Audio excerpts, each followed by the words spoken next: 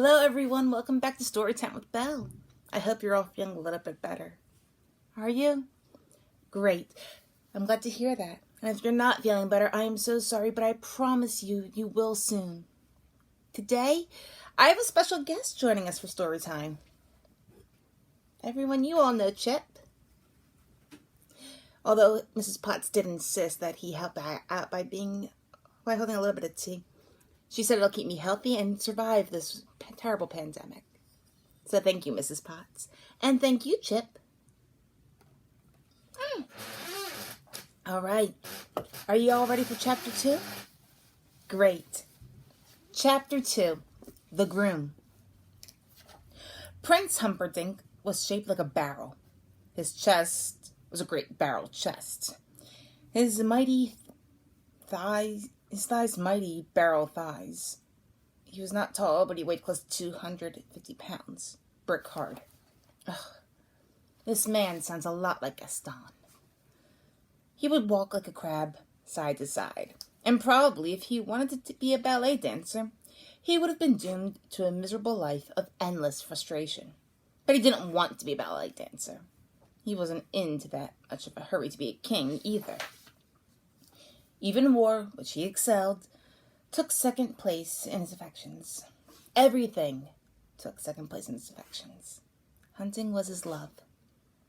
He made it a practice never to let a day go by without killing something. It didn't matter what. When he first grew dedicated, he killed only big things, elephants or pythons. But then his skills increased. He began to enjoy the suffering of little beasts too. Ugh. This definitely is Gaston. I don't like this man at all. He could happily spend an afternoon tracking a flying squirrel across forests, or a rainbow trout down rivers. Once he was determined, once he was focused on an object, the prince was relentless. Sounds like Gaston trying to get me to marry him. He never tired, never wavered, neither ate nor slept. It was a death chess, and he was an international grand master. In the beginning, he traversed the world for opposition, but travel consumed time. Ships and horses being what they were, and the time away from Florin was worrying. There always had to be a male heir to the throne, and as long as his father was alive, there was no problem. But someday his father would die, and the prince would be the king, and he would have to select a queen to supply an heir for the day of his own death. So to avoid the problem of absence, Prince Humperdinck built the Zoo of Death. He designed it himself with Count Rugen's help, and he sent his hirelings across the world to stock it for him. It was brimming with things that he could hunt.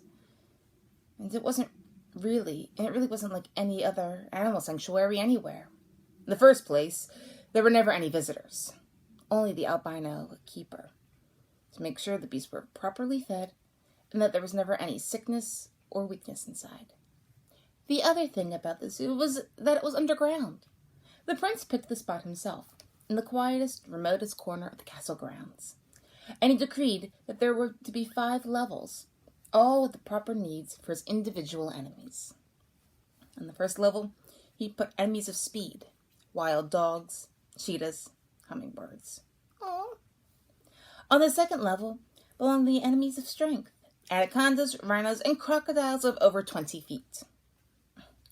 The fourth level was for poisoners. Spitting cobras, jumping spiders, death bats galore. The fourth level was the kingdom of the most dangerous, the enemies of fear, the shrieking tarantula, the only spider capable of sound, the blood eagle, the only bird that thrived on human flesh. Ugh. Plus, in its own black pool, the sucking squid. Even the albinos shivered during feeding time on the fourth level. The fifth was empty. The prince constructed it in hopes of someday finding someone worthy, something as dangerous and fierce and powerful as he was. Unlikely. Still, he was an eternal optimist, so he kept the great cage at the fifth level always in readiness. And there was really more than enough than the lethal, and there was really more than enough that was lethal on the other 4 levels to keep a man happy. The prince would sometimes choose his prey by luck. He had a great wheel with a spinner, and on the outside of the wheel was a picture of every animal in the zoo, and he would twirl the spinner at breakfast. Wherever it stopped, the albino would ready the breed. Sometimes he would choose by mood. I feel quick today. Fetch me a cheetah. Or, I feel strong today. Release a rhino. And whatever he requested, of course, was done. He was ringing down the curtain on an orangutan when the business of the king's health made its ultimate intrusion. It was mid-afternoon, and the prince had been grappling with the giant beast since morning. And finally, after these hours, the hairy thing was weakening. Again and again, the monkey tried to bite, a sure sign of failure of strength in the arms. The prince warded off the attempted bites with ease, and the ape was heaving at the chest now, desperate for air. The prince made a crab-like step sideways, then another, then darted forward, spun the great beast into his arms, began applying pressure to the spine. This was all taking place in the ape pit, where the prince had his pleasure with many simians. From above now, Count Regan's voice interrupted. There is news, the count said. From battle, the prince replied. Can I not wait? For how long? Asked the count. Crack! The orangutan fell like a rag doll. Now, what is all this? The prince replied, stepping past the dead beast, mounting the ladder out of the pit. Your father has had his annual physical, the count said. I have the report. And? Your father is dying. Drat, said the prince. That means I shall have to get married. End of chapter 2. I hope this has all made you feel a little bit better. So you all know, my real name is Erika Shore, and I am doing this in hopes of alleviating this loneliness and isolation that the coronavirus has created. I hope this has made your day a little bit better. Thank you.